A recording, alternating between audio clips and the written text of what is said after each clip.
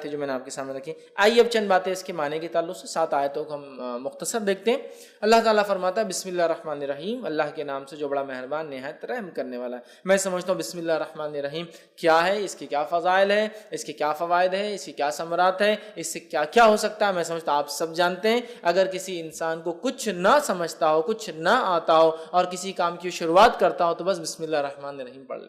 نبی اکرم صلی اللہ علیہ وسلم حدیث سے فرماتے جب کھاؤ تو بسم اللہ پڑھو، ہے نا. جب کسی چیز کو کھولو تو بسم اللہ پڑھو، جب کسی چیز کو ڈالو، پانی اگر مشکی سے ڈالے تو بسم اللہ پڑھو، چیزوں پر ڈھاکو تو بسم اللہ پڑھو، دروازے کھولو تو بسم اللہ پڑھو، دروازے بند کرو تب بسم اللہ پڑھو، ہے نا. کتنا ہے، قرآن پڑھ رہے اس سے پہلے ہم کو بسم اللہ پڑھنا ہے، کسی کام کی شروعات کرے اس سے پہلے ہم کو بسم اللہ پڑھنا ہے. مطلب بسم اللہ ایک طرح سے ایک ماسٹر دعا ہے، ایک ماسٹر کی جیسا ہوتا ہے نا، تو ایک ماسٹر دعا ہے کہ ہمیں کچھ نہیں آتا تو یہ کر سکتے کم از کم بسم اللہ، اللہ کے نام سے بڑا مہربان نہایت رحمان. اور یہ بڑی اہم چیز ہے، اگر یہ شامل نہ ہو تو ہمارا کھانا اس میں بھی شیطان شامل، ہمارا پینا اس میں بھی شیطان شامل، ہمارا رہنا اس میں بھی شیطان شامل. یاد رکھیے، اور اللہ کا ذکر نہ ہو تو ہر عمل میں شیطان داخل ہو جاتا ہے، یاد رکھیے. سمجھ رہا؟ ہر عمل میں یاد رکھیے. تو بسم اللہ کو ایک معمول بنا لے اللہ کے نام سے، ہے نا. وضو کرنا ہے تب بھی بسم اللہ پڑھنا ہے نا، کہ اس کا وضو نہیں جس نے بسم اللہ نہیں پڑھا. مطلب بڑا اہم ہے، بڑا اہم ہے. بھول جاتے ایک الگ بات ہے لیکن بڑا اہم ہے، یاد رکھیے. تو بسم اللہ یاد رکھیے. تو یہاں سورہ فاتحہ شروع ہو رہی بسم اللہ الرحمن الرحیم، اللہ کے نام سے بڑا مہربان نہایت رحم کرنے والا. تو ہمیں بھی چاہیے ہم جب قرآن کو پڑھے تو اس بسم اللہ سے چالو کرے، ہر کام کرے تو بسم اللہ سے چالو کرے اور بسم اللہ اللہ کے نام سے. ظاہر سی بات ہے اگر ہم کسی کام کو اللہ کے نام سے شروع کریں گے تو یہ کام بابرکت ہوگا، فضیلت کا حامل ہوگا، اہمیت کا حامل ہوگا، برکت لائیں گا، رحمت لائیں گا، ہے نا. اللہ کا کرم ہمارے طرف متوجہ ہوگا، اس لیے کہ ہم نے اللہ کے بابرکت نام سے اس چیز کی شروعات کی. اور اللہ کے نام سے زیادہ بابرکت چیز دنیا میں کوئی نہیں ہے اندر کی، سب سے بابرکت چیز. اس کے بعد اللہ تعالیٰ جس میں تاثیر دے اس کو برکت والا اللہ بنا دیتا ہے، لیکن سب سے بابرکت چیز. تو ہم جب شروعات کریں کسی چیز کی تو بسم اللہ سے کریں. تو یہاں بھی اللہ نے سورۃ الفاتحہ کی اپنی کتاب کی ابتدا بسم اللہ الرحمن الرحیم، اللہ کے نام سے بڑا مہربان نہایت رحم والا. ٹھیک ہے، یہ اس کا معنی ہے. الحمدللہ رب العالمین. آیت نمبر 2، تمام تعریفیں اس اللہ کے لیے جو سارے عالم کا رب ہے. تمام تعریفیں اس اللہ کے لیے سارے عالم کا رب ہے. اب قرآن کی ابتدا اور سٹارٹ دیکھیے کتنی بیوٹیفلی ہو رہی ہے، کتنی خوبصورتی کے ساتھ ہے. پہلے شروعات کرنے کا طریقہ سکھا دیا گیا، کتاب شروع ہوتی ہے بسم اللہ الرحمن الرحیم، ہر کام سے پہلے کرو. دوسرا الحمدللہ رب العالمین، تمام تعریفیں اس اللہ کے لیے ہے جو سارے عالم کا رب ہے. تعریف حمد کرنے یا حمد کسی کی جائے تو وہ صرف اللہ کی ذات ہے، یہ بتا دیا گیا. اور اللہ رب العزت کون ہے، انٹروڈکشن بھی آ جا رہا ہے دوسری آیت کے اندر. الحمدللہ رب العالمین، تمام تعریفیں اس اللہ کے لیے ہے جو سارے عالم کا رب ہے. مطلب اللہ تعالیٰ کوئی لوکل، علاقائی، ٹرائبل یا ریجنل گاڈ نہیں ہے. جس رب کی ہم تعریف کر رہے ہیں وہ رب سارے عالم کا رب ہے، جس کی ہم تعریف کر رہے ہیں. سارے عالم، سارے عالم، عالم جو کچھ وجود میں ہے سب عالم ہے، جو کچھ وجود میں سب عالم میں. تو تمام تعریفیں اس اللہ کے لیے جو سارے عالم کا، تمام چیزیں جو وجود میں لائی ہے اس نے، ان سب کا رب ہے. سمجھ رہا؟ الحمدللہ، تمام تعریف. اور الحمدللہ کا معنی شکر کے اس میں نہیں لینا چاہیے. حالانکہ حمد میں شکر شامل ہے لیکن شکر میں حمد شامل نہیں ہے. کیوں کہہ رہا ہوں میں؟ جنرلی اردو سپیکنگ میں کیا ہوتا ہے ہمارے پاس، الحمدللہ کا معنی کیا لیتے ہیں ہم لوگ؟ اللہ کا شکر ہے. اب پرابلم کیا ہوتی ہے، حمد میں شکر شامل ہے لیکن شکر میں حمد شامل نہیں ہے. سمجھ رہے آپ؟ جیسا کہ اگر میں کہہ رہا ہوں شکریہ بھائی صاحب آپ نے میرا کام کیا، لیکن ضروری نہیں میں اس کی تعریف کروں، میں پسند بھی نہیں کرتا ہوں اس کو، نہیں شکریہ ادا کرتا ہوں. حمد میں شکر شامل ہے، شکر میں ہم شامل نہیں ہے. اگر ہم اردو زبان کے اعتبار سے اس کا معنی اللہ کا شکر ہے، جیسا کہ لوگ کھانا کھاتے ڈکارائی تو الحمدللہ پڑھتے ہیں، اس کے علاوہ بہت کم پڑھتے ہیں. حالانکہ الحمدللہ کے تعلق سے اس کی فضیلت ہے، لا الہ الا اللہ افضل الذکر، الحمدللہ افضل الدعا. حدیث کے الفاظ، افضل الدعا، سب سے افضل دعا الحمدللہ، سب سے افضل دعا الحمدللہ. تو بہرحال اس کا معنی تمام تعریفیں، تمام شکر اللہ کے لیے نہیں ہے، تمام تعریف. چونکہ شکر کے اندر حمد شامل نہیں ہوتی، حمد میں شکر شامل ہے، تو ہم اس کو تمام تعریفیں لے. اللہ کا شکر یہ معنی مت لے، ورنہ اللہ کا شکر معنی میں لیں گے تو پھر صرف اچھائی پہ بولنا پڑیں گا. اگر کوئی خیر ہم کو نظر نہ آیا تو ہم اس پہ الحمدللہ کیوں بولیں گے؟ الحمدللہ کیوں بولیں گے؟ جیسا کہ کوئی پیدا ہو گیا کسی کے گھر میں، بچہ پیدا ہوا تو کیا بولتے ہیں لوگ؟ الحمدللہ اللہ نے مجھے اولاد عطا کی. لیکن اگر کسی گھر میں کوئی مر گیا اور آپ نے کہا الحمدللہ تو آپ گئے. کیوں؟ کہ معنی کیا اس میں لیا جا رہا ہے؟ تمام شکر ہے نا، شکر. تو ارے یار یہ موت پہ تم بول رہے، جب کہ الحمدللہ تمام تعریف ہے. تو کوئی پیدا ہو بھی تو تعریف اللہ کی، کوئی بیمار ہو بھی تو تعریف اللہ کی، کوئی مر جائے بھی تو تعریف اللہ کی، دنیا میں خیر بھی آئے تعریف اللہ کی، شر بھی ہمارے اوپر آئے جو کہ آزمائش ہے تعریف اللہ کی. تعریف اللہ کی یاد رکھیے چاہے حالت سے ہم جو بھی گزر رہے ہو. تو الحمدللہ رب العالمین، تمام تعریف ہے اللہ کے لیے جو سارے عالم کا عالم سے مراد ہر وہ چیز جو ایگزسٹنس میں، ہر وہ چیز جو وجود میں، انسانوں کا عالم، جنوں کا عالم، فرشتوں کا عالم، کیڑے مکوڑوں کا عالم، مچھلیوں کا عالم، جانوروں کا عالم، چرند پرند کا عالم، تمام چیزیں جو کچھ ہے کائناتوں کا عالم. یاد رکھیے لا تعداد کائنات ہے جو اللہ نے، تمام عالموں کو آپ دیکھیں تو آپ تعجب کریں گے. تمام تعریف ہے اس اللہ کے لیے، سارے عالم کا رب ہے، ان سب کو بنانے والا ہے. اس لیے کہ اگر اس عالم پہ کوئی غور کرے نا تو بنانے والے کی ذات پر خود ایمان لاتا ہے وہ، جتنی چیزیں اس نے بنائی. اور رب کہتے عربی زبان میں، رب کہتے اس ذات کو کہ جتنا، جب جتنا ضرورت ہو اتنا دینے والا، اس کو کہتے رب. جب جتنا ضرورت ہو اتنا دینے والا اس کو کہتے رب. بچہ ماں کی پیٹ میں ہے، جب جتنی ضرورت ہے اس کو وہاں دینے والا. ماں کی پیٹ سے نکل کے دنیا میں آ گیا، جب جتنی ضرورت ہے اس کو وہ چیز دینے والا. مطلب جو جو اس کی چیزیں ضرورت کی وہ چیزیں اس فراہم کر دے رہا ہے. سمجھ رہا؟ تو یہ ہوتا ہے رب، جو جب جتنا جیسے ضرورت ہو اتنا دینے والا. سمجھ رہے؟ نہ زیادہ نہ کم، جتنی آپ کو ضرورت ہے. تو الحمدللہ رب العالمین، تمام تعریف اس اللہ کے لیے ہے جو سارے عالم کا رب ہے. یاد رکھیے. اور عالم میں کیا کہوں، اگر ایک انسان رب کا انکار کرتا ہے، اگر عالم پہ بھی غور کرے تو رب پر ایمان لائے گا کہ نہیں بنانے والا ہے اور اس نے ہر چیز کو اتنا دیا جتنی اس کو ضرورت تھی. یاد رکھیے یہ بڑی بات. تو قرآن کی ابتدا ایک یونیورسل میسج کے ساتھ ہو رہی ہے کہ یہ کتاب اس رب کی طرف سے آئی ہے جو سارے عالم کا رب ہے. یہ کوئی local God, regional God, tribal God کی بات نہیں ہو رہی. یہ ایک ایسے ڈیٹی کی، ایک ایسے پالن کرتا رچیتا کی بات ہو رہی ہے. یہ ایسے خالق کی بات ہو رہی بنانے والے کی جو سارے عالم کا بنانے والا ہے. سمجھ؟ تمام تعریفیں اس اللہ کے لیے جو سارے عالم کا رب ہے. اللہ سب کا رب ہے، یہ کوئی صرف مسلمانوں کا رب نہیں. یاد رکھیے یہ میسج سورہ فاتحہ شروع ہوتی ہے اللہ تعالیٰ نے کنوے کر دیا. اور سارے عالم کا کوئی علاقہ یا کوئی ایریا، کوئی ریس، کوئی قوم کا بھی نہیں. یاد رکھیے کہ یہ قوم کا ہے وہ قوم کا ہے، سارے عالم کا رب. یاد ہے جو کچھ وجود میں اللہ ان کا رب ہے. یاد ہے. ٹھیک ہے. الحمدللہ رب العالمین الرحمن الرحیم، بڑا مہربان نہایت رحم کرنے والا. یاد رکھیے. اب بڑا مہربان نہایت رحم کرنے والا، اس کا کیا معنی ہے؟ تو اس کے تعلق سے ایک مشہور روایت ہے، جامع ترمذی کی حدیث ہے، اور حدیث کے الفاظ ہیں کہ اللہ تعالیٰ فرماتا ہے کہ میں اللہ رحمان نے رحم کو پیدا کیا. رحم سمجھتے آپ؟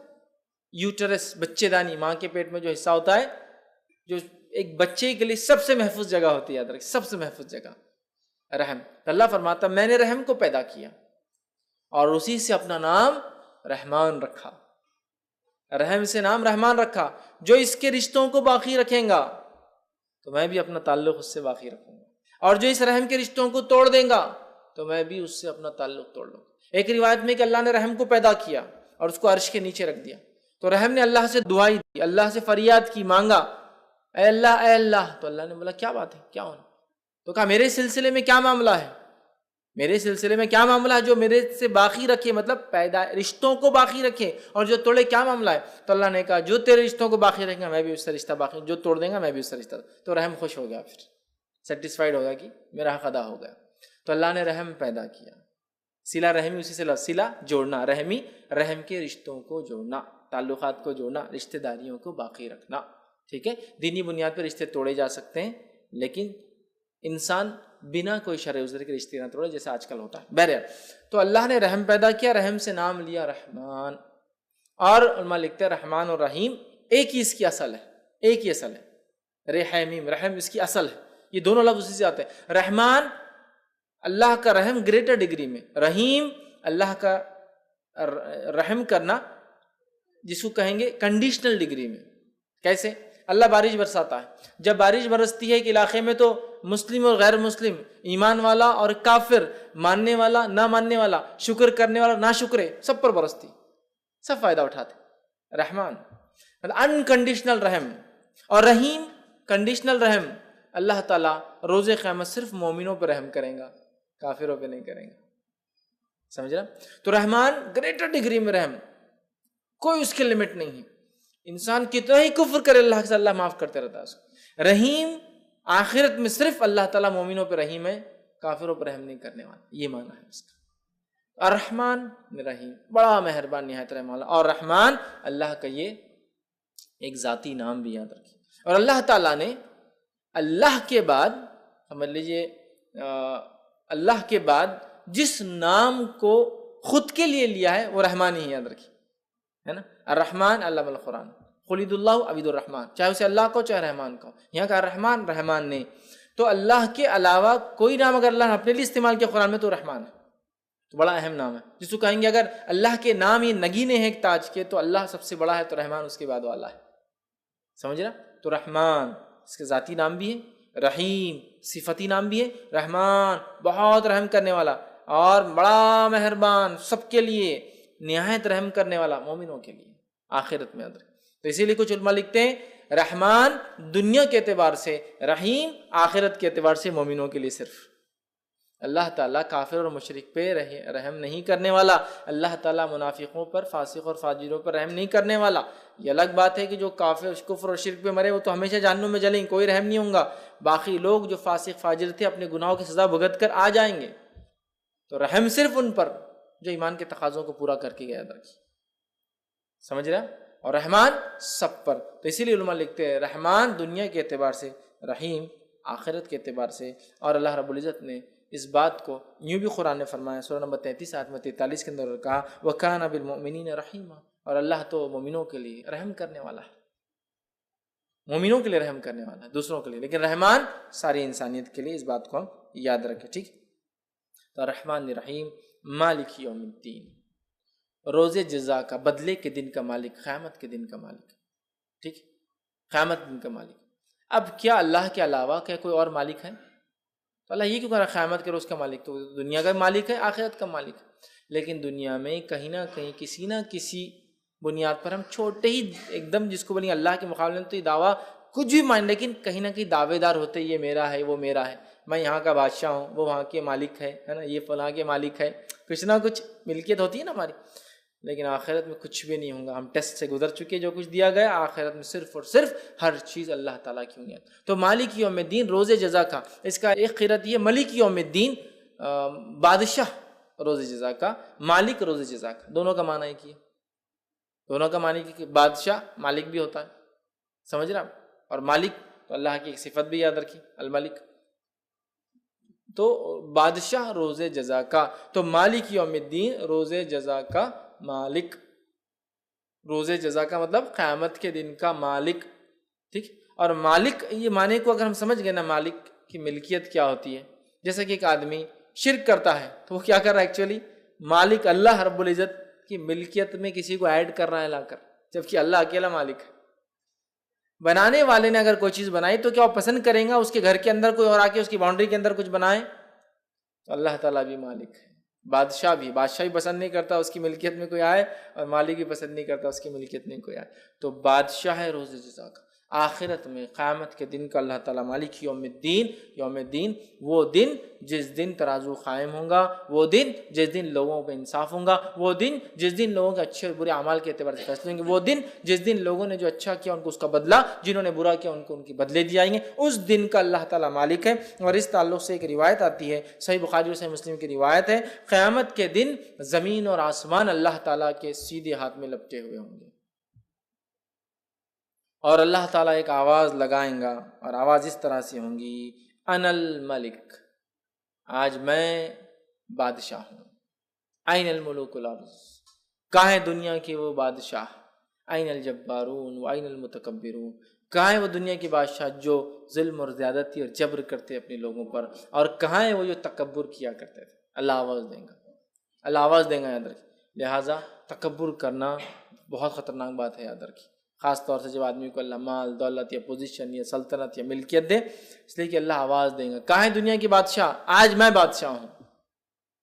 آج کوئی دوسرا بادشاہ نہیں، کسی کی بادشاہت نہیں چلیں گی، آج میں بادشاہ ہوں. کہاں ہے دنیا کے بادشاہ؟ لاؤ ان کو آج میرے ساتھ. کہاں ہے جو جبر و زیادتی کرتے؟ کہاں ہیں وہ لوگ جو تکبر کرتے؟ تو اللہ تعالیٰ یاد رکھیے بدلے کے دن کا مالک ہے. اور اللہ رب العزت نے سورہ غافر سورہ نمبر 40 آیت نمبر 16 میں فرمایا کہا لمن الملک اليوم للہ الواحد القہار. آج کس کے لیے ملکیت ہے؟ صرف اس ایک اللہ کے لیے جو واحد ہے اور قہار ہے. سمجھ رہے ہو؟ تو آج قیامت کے روز کسی کی ملکیت نہیں ہوگی، یاد رکھیے. اور زمین و آسمان اللہ کے سیدھے ہاتھ میں ہوں گے، یاد رکھیے. اور اللہ تعالیٰ کہیں گا کہاں ہے دنیا کی بادشاہ؟ آج میں بادشاہ ہوں. سمجھ رہے ہیں بات کو؟ تو لہٰذا اللہ بادشاہ ہے روز جزا کا، بدلے کے دن کا. جس دن جس نے جو دنیا میں کیا تھا اس کو اس کے بدلے چکائے جائیں گے. حساب اور کتاب ہوں گا اس ڈگری اور اس لیول تک کہ ایک بکری جس کو سینگ نہیں ہوں گے اس کو کسی سینگ والی بکری نے مارا ہوگا تو بغیر سینگ والی کو سینگ دیا جائے گا. وہ اس بکری کو ماریں گے جس نے دنیا میں مارا تھا اور ان کا معاملہ ختم کر دیا جائے گا. صحیح مسلم کی روایت. اس دن کا اللہ تعالیٰ جو ہے مالک ہے، مالک یوم الدین. پھر اللہ نے فرمایا ایاک نعبد و ایاک نستعین. اے اللہ ہم تیری ہی عبادت کرتے ہیں اور تجھی سے ہی مدد طلب کرتے ہیں. اے اللہ ہم تیری بھی عبادت کرتے ہیں اور تجھ سے بھی مدد طلب کرتے نہیں ہیں. اس کا معنی تیری ہی صرف اور صرف اے اللہ تیری عبادت اور تجھی سے مدد طلب کرتے ہیں. اگر اتنی بات بھی ایک بندہ سمجھ جائے نا، ایک مومن بندہ، تو انشاءاللہ کم از کم مسلمان شرک نہیں کریں گے. حالت یہ ہے کہ ہم اس سورت کو پڑھتے ہیں. کتنی بار پڑھتے ہیں؟ خالی فرض نمازیں جو لوگ پڑھتے ہیں، خالی فرض تو 17 بار ہو جاتی ہے. فجر کی 2 رکعت، ظہر کی 4 رکعت، عصر کی 4 رکعت، مغرب کی 3 رکعت، عشاء کی 4 رکعت. 17 دفعے پڑھ رہا ہے اس کو. ایاک نعبد و ایاک نستعین. اے اللہ ہم تیری ہی عبادت کرتے ہیں اور تجھی سے ہی مدد طلب کرتے ہیں. تیری بھی نہیں، تیری ہی، ہے نا؟ سمجھ رہا ہوں؟ جیسا کہ مثال کے لیے اگر میں کسی سے کہوں، میں اپنے بھائی سے کہہ رہا ہوں، میں اپنی والدہ سے کہہ رہا ہوں، ٹھیک، کہ میں آپ سے بھی محبت کرتا ہوں، اور ایک ہے میں آپ سے ہی محبت کرتا ہوں. جب آپ سے ہی کہہ رہا ہوں تو اس کا کوئی اور شریک نہیں اس محبت، اور آپ سے بھی کہہ رہا ہوں تو مطلب بہت لوگ شریک. تو یہاں جو صیغہ ہے تیری ہی عبادت کرتے، تجھی سے ہی مدد طلب کرتے ہیں، تیرے علاوہ کسی کی عبادت نہیں کرتے اور تیرے علاوہ کسی سے مدد طلب نہیں کرتے کسی بھی قسم کی. یہ معنی ہے، یاد رکھیے. اور اس آیت کو ہم دیکھیں تو پہلی 4 آیتیں اللہ کی تعریف حمد و ثنا تھی. یہ آیت 2 حصوں میں تقسیم ہو رہی ہے. یہ آیت 2 حصوں میں تقسیم ہو رہی ہے. عادی بندے اللہ کے لیے، عادی بندے کے لیے. اور بندہ اس کے بعد اپنی باتیں رکھ رہا ہے، تجھی سے مدد طلب کرتے. کیا طلب کرتے؟ آگے دعا بھی اللہ ہی سکھا رہا ہے. سبحان اللہ. سورۃ الفاتحہ ایک خوبصورت صرف اللہ کی حمد و ثنا اور دعا نہیں ہے، بلکہ یہ بہترین اپنے آپ میں ایک مکمل دعا ایک بندے کے لیے جو اس کو زندگی جینے کے لیے چاہیے. اور جو دعا اللہ نے اس میں سکھا کر اس دعا پہ ہم مکمل کھڑے اتر گئے تو دنیا کی اور آخرت کی کامیابی ہمارے لیے. یاد رکھیں انشاءاللہ تیری ہی عبادت کرتے ہیں، تیرے ساتھ کسی کو ذرہ برابر بھی ہم شریک نہیں کرتے ہیں کسی بھی چیز میں، نہ تیری عبادت میں، نہ تیرے اسماء و صفات میں، اور نہ ہی تیری مطلب جس کو کہیں گے رب ہونے کے اندر، نہ تیرے نام اور جو ہے صفات کے اندر، اور نہ ہی تیری عبادت کے اندر کسی بھی اس میں ذرہ برابر بھی کسی کو شریک نہیں کرتے، کیونکہ اللہ اس کو پسند نہیں کرتا. یاد رکھیے. سمجھ رہا بات؟ تو اللہ تیری ہی عبادت کرتے ہیں، تجھے سے ہی مدد طلب کرتے ہیں. اور کیا اس کے بعد مدد طلب کر رہے ہیں؟ کیا دعا ہم اللہ سے کر رہے ہیں؟ اللہ تعالیٰ نے خود وہ دعا بھی سکھا دی. تو ایاک نعبد و ایاک نستعین اہدنا الصراط المستقیم. اے اللہ ہمیں سیدھے راستے پر چلا. اے اللہ ہمیں سیدھے راستے پہ چلا. صراط کہتے ہیں راستہ، مستقیم سیدھا راستہ. اے اللہ ہمیں سیدھے راستے پہ چلا. اب سیدھے راستے کی ہم دعا کرتے ہیں اہدنا الصراط المستقیم. اب یہ سیدھے راستے پہ ہم کیسے چل پائیں گے؟ بتائیے مجھے. اہدنا الصراط المستقیم، سیدھا راستہ دکھا. یہ سیدھا راستہ کیا ہے؟ میں جو راستے مجھے وہی سیدھا لگ رہا، آپ جو راستے آپ کو وہ سیدھا لگ رہا، دنیا کا ہر انسان جس راستے اس کو لگا وہی طریقہ، وہی سیدھا راستہ ہے. کون بتائیں گا سیدھا راستہ کیا ہے؟ میں شرک بدعت کر رہا ہوں مسلمان کہہ کے اپنے آپ کو صراط مستقیم پہ ہوں، سب کو باقی گمراہ سمجھ رہا ہوں، ہے نا؟ میرا حال یہ ہے کہ میں شرک کر رہا ہوں اور صراط مستقیم بھی سمجھ رہا ہوں، آپ سب کو گمراہ کہہ رہا ہوں. آپ کا حال یہ، آپ بھی کچھ تو بھی نیا کر رہے ہیں، اپنے آپ کو صراط مستقیم بھی سمجھ رہے. منافق کا حال یہ کہ منافق بھی دل میں کفر رکھ رہے، ظاہر ایمان کا بتا رہے اور وہ بھی سمجھ رہے سیدھے راستے پر. تو ہمیں سیدھا راستہ دکھا، اسٹریٹ پاتھ، سیدھا راستہ، صراط مستقیم. صراط مستقیم پہ ہم کیسے قائم رہیں گے؟ اس تعلق سے ایک جامع ترمذی کی بڑی بہترین جو ہے روایت ہے وہ میں آپ کے سامنے رکھتا ہوں کہ صراط مستقیم کیا ہے. جامع ترمذی کی روایت ہے، نبی اکرم صلی اللہ علیہ وسلم فرماتے ہیں اللہ تعالیٰ تمہارے لیے ایک مثال دیتا ہے، مطلب حدیث قدسی یہ بھی. پھر آپ نے فرمایا مثال ایک سیدھے راستے کی، صراط مستقیم کی مثال ایک سیدھے راستے کی ہے، سیدھا راستہ ہے، اور اس راستے کے دونوں جانب دیواریں کھڑی ہوئی ہیں. کیا ہے؟ والز، دیواریں. ان دیواروں کے اندر دروازے ہیں، ان دروازوں پر پردے لگے ہوئے، دیواروں میں دروازے ہیں، دروازوں پر پردے لگے ہوئے، اور ایک انسان، ایک آواز دینے والا سامنے، جو راستے کے سامنے ایک دروازہ ہے، مطلب راستہ جہاں جا رہا وہاں ایک دروازہ ہے، اس کے سامنے راستے پہ نیچے کھڑے کی آواز ہے، اے لوگو میری طرف آؤ، اے لوگو میری طرف آؤ. اور دوسرا ایک کھڑا ہوا ہے جو آواز دینے والا، وہ اوپر کھڑا ہے، مطلب دروازے کے اندر ایک کھڑا ہے اور ایک اوپر کھڑا ہے. جب کوئی انسان اس سیدھے راستے پہ چلتے چلتے وہ پردہ ہٹانے کی کوشش کرتا ہے، وہ جو دروازوں پہ پردے ہیں نا، ہٹانے کی کوشش کرتا ہے، اوپر والا آواز دیتا ہے، اے بندے اس طرف مت جانا ورنہ تو اس سے گزر جائیں گا، اے شخص تجھ پہ ہلاکت ہو، اس پردے کو مت ہٹانا ورنہ تو اس سے گزر جائیں گا. پھر آپ نے فرمایا یہ سیدھا راستہ صراط مستقیم ہے، یہ اسٹریٹ جو راستے کی بات صراط مستقیم ہے. اس کے دونوں جانب جو دو دیواریں اللہ کی حدود ہے، لمیٹیشنز ہے، اس کے باہر بھی نہیں، اس کے باہر بھی نہیں، اس کے بیچ میں چلنا ہے، ود ان دس باؤنڈریز، یہ لمیٹیشنز ہے. اس میں جو دروازے بنے ہوئے تھے یہ اللہ کی حرام کردہ چیز ہے، اس پہ جو پردے لگے تھے تم کو بتا دیا گیا کہ یہ حرام ہے، بتا دیا گیا حرام ہے، جانا نہیں. بیچ میں جو آواز دینے والا کہتا ہے لوگوں میری طرف آؤ، میری طرف آؤ، تم صراط مستقیم پہ رہو گے، وہ قرآن ہے. کہتا ہے لوگوں میری طرف آؤ، تم صراط مستقیم پہ، وہ قرآن ہے. اور اوپر جو آواز دینے والا ہے، جب وہ آدمی پردہ ہٹانے کی کوشش کرتا ہے، حرام چیز کی طرف جانے کی کوشش کرتا ہے، تو آپ نے فرمایا وہ جو اوپر والا آواز جو دیتا ہے ایک مومن کا سچا دل ہے جو سب سے پہلے حرام چیز پر اس کے خلاف گواہی دیتا ہے، ارے مت کرو، غلط ہے. مومن کا سچا دل ہے جو سب سے پہلے خود بولتا رہے مت کرو، وہ غلط ہے. تو صراط مستقیم پہ ہم کیسے قائم رہیں گے؟ امت مسلمہ صراط مستقیم پہ کیسے قائم رہیں گی؟ قرآن کے ذریعے میرے بھائی. اب قرآن کو چھوڑ کے باقی سب طریقوں پہ انسان چلیں گا تو کیا صراط مستقیم پہ قائم رہیں گا؟ نہیں. اس لیے کہ صراط مستقیم ایک سیدھا راستہ ہے، لیکن اس راستے میں بہت سارے شارٹ کٹس بھی کھلتے ہیں، لیکن سارے شارٹ کٹ جہنم میں جاتے ہیں. ابن ماجہ کی روایت ہے، نبی اکرم صلی اللہ علیہ وسلم ایک صحابی کا انتقال ہوا، تشریف فرماتے، خبر کھودی جا رہی تھی، آپ نے ایک ٹہنی جھاڑ کے ہاتھ میں لی اور وہ مٹی میں خبر کی ایک سیدھی لکیر ماری اور اس پہ دائیں بائیں جانب اور لکیریں ماری اور کہا یہ بیچ کا راستہ صراط مستقیم ہے، یہ میرا راستہ ہے. یہ بیچ کا راستہ صراط مستقیم ہے، یہ میرا راستہ ہے. اور اس میں جو دائیں اور بائیں جانب لکیریں جا رہی ہے یہ صراط مستقیم پر شیطان بیٹھے ہوئے ہیں جو لوگوں کو گمراہی کی طرف بلاتے ہیں. تو صراط مستقیم پر شیطان بیٹھا ہوا ہوتا ہے. بہت سارے لوگ بولتے ہیں مسلمان اگر ایک ہے، قرآن ایک ہے، کتاب ایک ہے، کلمہ ایک ہے، نبی ایک ہے، سب چیز ایک ہے، تو پھر ان میں اختلاف کیوں؟ ان میں اختلاف کیوں؟ تو یاد رکھیے شیطان ان کے ہی پیچھے ہے جو صراط مستقیم پر ہے نا. شیطان انہی کے پیچھے جو صراط مستقیم ہے، انہی کو تو بہکائیں گا اور بھٹکائیں گا. باقی لوگوں کو تو پہلے گمراہ کر چکا اور اطمینان کے ساتھ آرام کر رہا ہے. سمجھ رہے بات؟ تو اختلاف تو ہم میں ہی ہوں گا نا. کیوں؟ اس لیے کہ ہم صراط مستقیم پہ اور شیطان یہ نہیں چاہتا ہے. سمجھا؟ تو سیدھی جو صراط مستقیم ہے نا، اسٹریٹ پاتھ، یہ راستہ ایسا نہیں ہے کہ بالکل آپ اس پہ ایک بار آ گئے تو زندگی بھر اہدنا الصراط المستقیم، اے اللہ ہم سیدھی راستے چلا.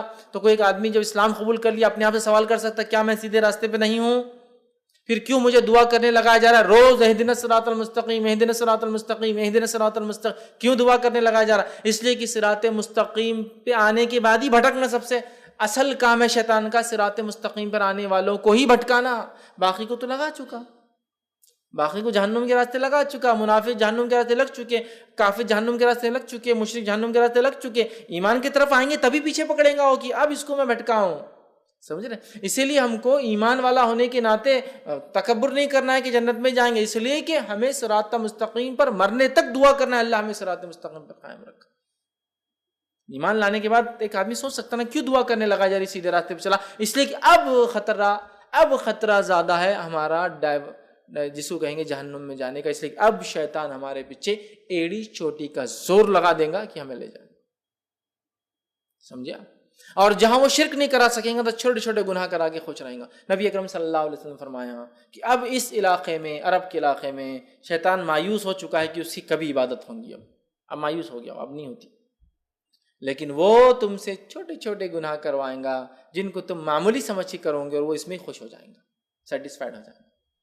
تو جہاں اب شرک نہیں ہو سکتا وہاں صغائر کر کے سیٹسفائیڈ ہے وہ. جہاں وہ شرک کروا سکتا تو پہلے یہ اٹیک کرتا ہے. اس لیے ہم کو ہر روز سکھایا جا رہا ہے اہدنا الصراط المستقیم، اے اللہ ہمیں سیدھے راستے پہ چلا، سیدھے راستے. کیوں کہ صراط مستقیم سے بھٹکانے کے لیے شیاطین بیٹھے ہوئے۔ اہدنا الصراط، اے اللہ ہم سیدھے راستے چلا، صراط الذین انعمت علیہم، اس راستے پر چلا جن پر تیرا انعام ہوا، جن پر تیرا انعام ہوا، یاد رکھیں، جن پہ تیرا انعام ہوا، تیری نعمتیں تو نے برسائی، جو تیرے پسندیدہ بندے تھے، انعام ان پہ ہوں گے نا اللہ کے جو پسندیدہ بندے تھے۔ تو اہدنا الصراط، سیدھے راستے پہ چلا۔ اور کس کے راستے پہ چلا؟ مطلب اس سے پہلے کون تھے جو سیدھے راستے پہ چلے؟ وہ انعام والے لوگ۔ اہدنا الصراط المستقیم، سیدھے راستے پہ چلا، ان کے راستے پہ چلا جن پہ تیرا انعام ہوا، انعام ان پہ ہوا جو سیدھے راستے پہ چلے تھے۔ وہ کون تھے؟ من النبیین، وہ انبیاء تھے، والصدیقین، اور سچے لوگ تھے، والشہداء، اور شہید تھے، والصالحین، اور نیکوکار تھے، وحسن اولئک رفیقا، جو قرآن کی ایک آیت کا ہی حصہ یاد رکھیں، ہے نا، ایک لمبا واقعہ اس کے پیچھے بہرحال، لیکن انعام والے لوگ کون ہیں یہ آیت کے اندر بتا دیا گیا، وَمَن يُطِعِ اللَّهَ وَرَسُولَهُ فَأُولَئِكَ مَعَ الَّذِينَ أَنْعَمَ اللَّهُ مِنَ النَّبِيِّينَ وَالصِّدِّيقِينَ وَالشُّهَدَاءِ وَالصَّالِحِينَ وَحَسُنَ أُولَئِكَ رَفِيقًا، کہ جو اللہ اس کے رسول کی اطاعت کریں گا تو وہ ہوں گا روز قیامت ان کے ساتھ، من النبیین، انبیاؤں کے ساتھ، والصدیقین، سچوں کے ساتھ، والشہداء، شہیدوں کے ساتھ، والصالحین، اور نیکوکاروں کے ساتھ، وحسن اولئک رفیقا، اور کیا ہی بہترین ساتھی ہے۔ سمجھے آپ؟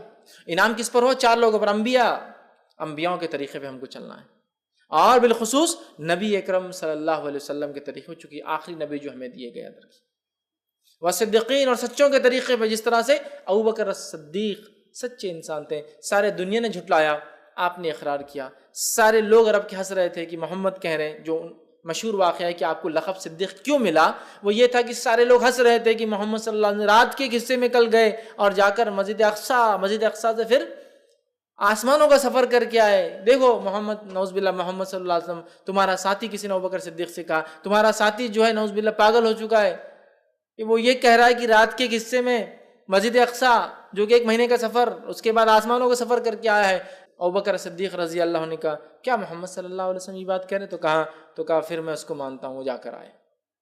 صدیق سچا مطلب تصدیق کرنے والا، سچ کو ماننے والا، صدیقین جیسا ابوبکر صدیق اور دیگر سچے لوگ تھے، والشہداء، اور شہید، جس طرح سے عمر ابن خطاب رضی اللہ عنہ، جس طرح سے عثمان ابن عفان رضی اللہ عنہ، جس طرح سے علی بن ابی طالب رضی اللہ عنہ، جس طرح سے حمزہ بن عبد المطلب رضی اللہ عنہ، اور جس طرح سے ایک لمبی فہرست ہے شہداء کی، اور وہ صالحین، اور جو نیک لوگ ہیں، اللہ کے نیک بندے ہیں، یہ وہ 4 لوگ ہیں کیٹیگریز جن پہ اللہ کا انعام ہوا۔ یہ سب ایمان کے بعد والی چیز ہے، ایمان لائے وہ سارے تقاضوں کو پورا کرنے والے، لیکن ایمان کی بلندیوں کو چھونے والے، جس میں انبیاء جن کے درجے تک ساری انسانیت بھی مل جائے تو ایک نبی کے ایمان کے برابر یہ درجے تک نہیں پہنچ سکتی، وہ تھے، اور اس کے بعد ان کے راستے پہ ہمیں چلنا ہے، بالخصوص نبی اکرم صلی اللہ علیہ وسلم کے طریقے پر، اور پھر وہ صدیقین، وہ سچے لوگ ہیں جو تصدیق کرتے تھے حق کی ہر دور اور زمانے میں۔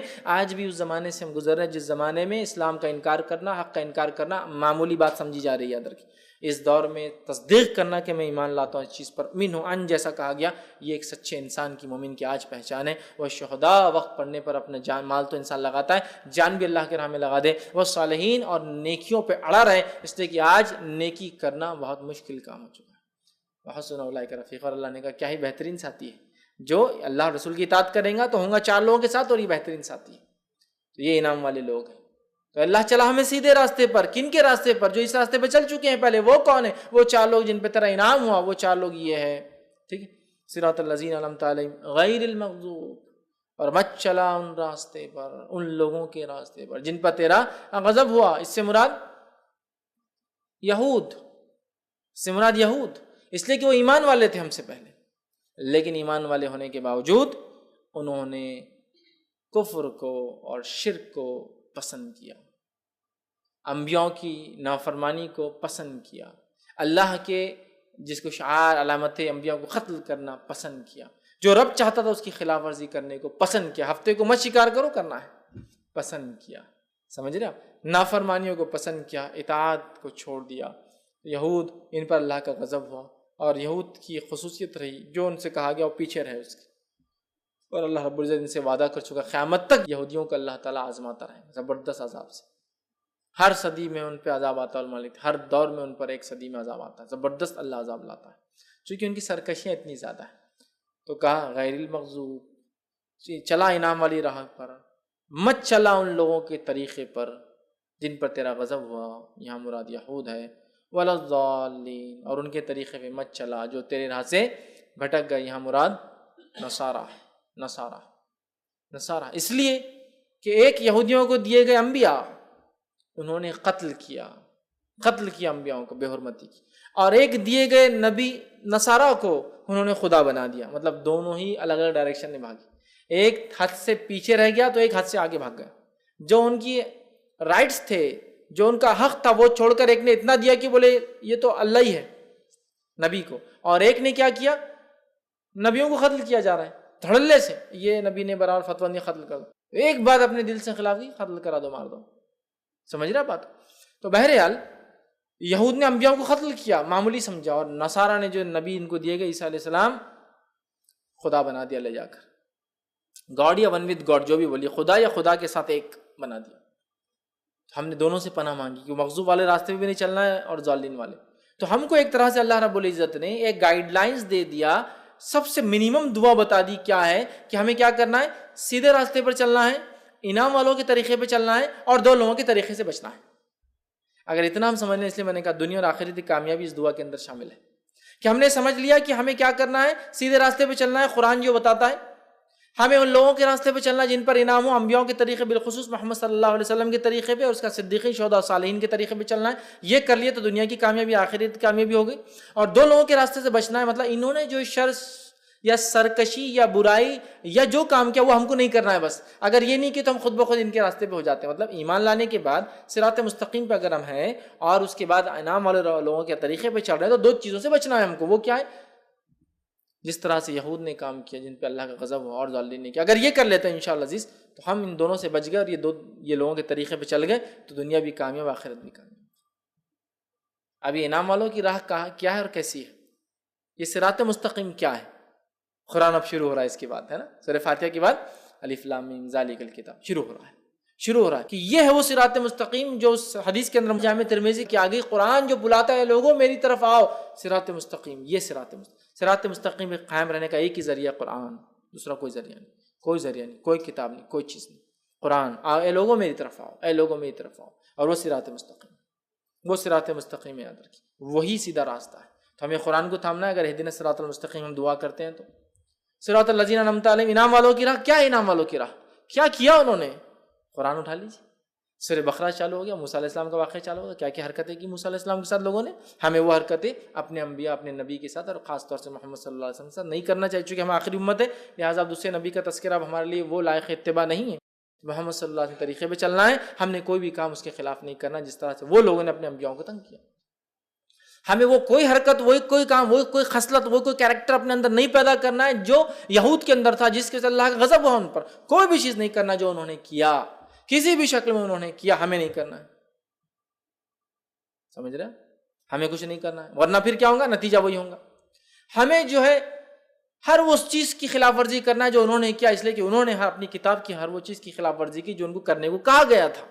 معلوم آپ کو, انہیں کہا جا رہا ہفتے ایک دن مت کرو شکار, تو کر رہے ہیں.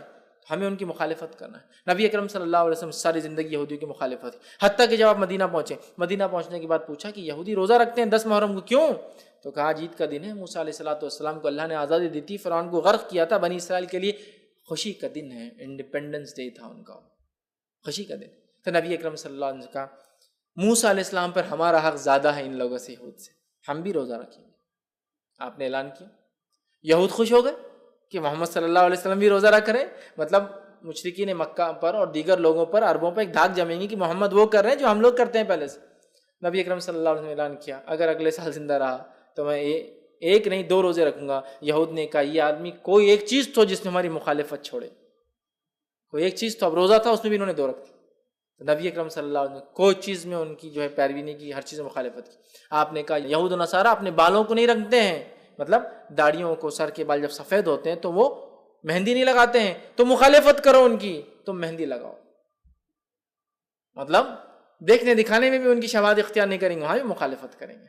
نبی اکرم صلی اللہ علیہ وسلم نے ایک بار صحابہ سے کہا تم مجھے عیسیٰ علیہ السلام کی طرح جو ہے مت چڑھا دینا, غلو مت کرنا میری ذات میں, میں اللہ کا بندہ اور اس کا نبی ہوں, بس یہ میری حیثیت ہے, میں اللہ کا بندہ اور نبی ہوں. عیسیٰ علیہ السلام کے جیسا مجھے اوپر مت چڑھا دینا, اتنا اوپر مت لے جانا, مطلب ایسا کچھ مت کرنا میرے ساتھ جو انہوں نے کیا, کہ اتنا عزت, اتنا احترام, اتنا غلو کیا کہ جو ہے حد سے آگے لے کے چلے گئے عیسیٰ علیہ السلام کو.